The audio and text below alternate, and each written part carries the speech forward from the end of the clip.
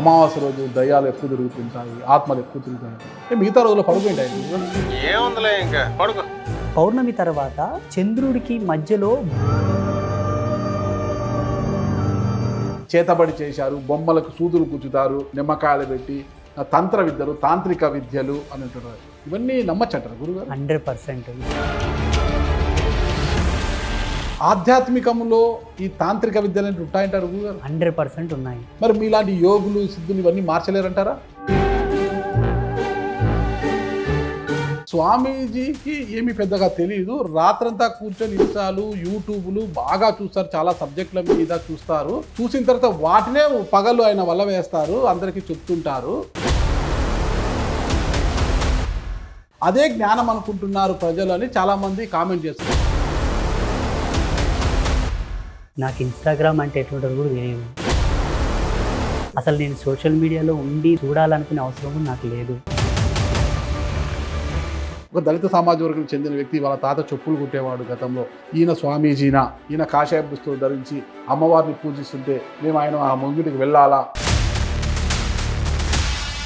ఆంజనేయ స్వామి గుడి నుంచి పూర్ణ కుంభం వచ్చేది అమ్మవారి కోసమా, మీ గొప్పతనం కోసమా?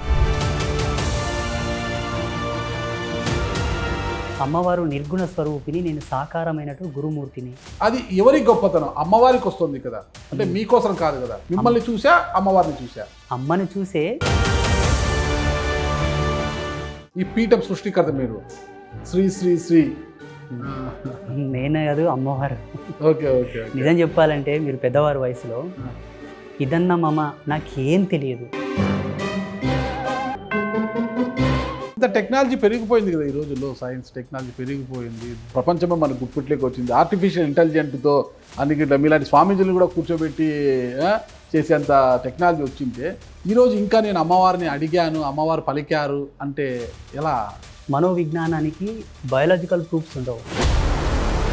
18 శక్తిపీఠాల నుంచి, 12 జ్యోతిర్లింగాల నుంచి, 1000 సంవత్సరాల ఆయుష్ ఉన్న మర్రి చెట్టు దగ్గర మన్ను, 250 సంవత్సరాల ఆయుష్ ఉన్న రావి చెట్టు మన్ను, దక్షిణాభిముఖంగా ప్రయాణిస్తున్న నాగుపాము జాడల మన్ను, నెమలు గుడ్లు పెట్టిన స్థలం మన్ను, గోవు ప్రసవించిన స్థలం మన్ను, ఆగమశాస్త్ర పండితుల వాకిలి మన్ను, తులసికోట దగ్గర మన్ను, ఇలా రకరకాల ఒక 52 రకాల మన్నులు. ఇదంతా ఒక అద్భుతమైనటువంటి ఆధ్యాత్మిక విజ్ఞాన ఛందస్సు.